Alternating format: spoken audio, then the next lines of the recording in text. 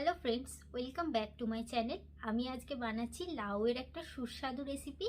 তোমরা অনেকেই আছো যারা লাউ খেতে খুব একটা পছন্দ করো না।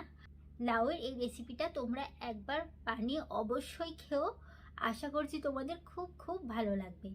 আমার ভিডিওটা পছন্দ হলে আমার ভিডিওটাকে লাইক করো আর আমার চ্যানেলটাকে অবশ্যই সাবস্ক্রাইব করো।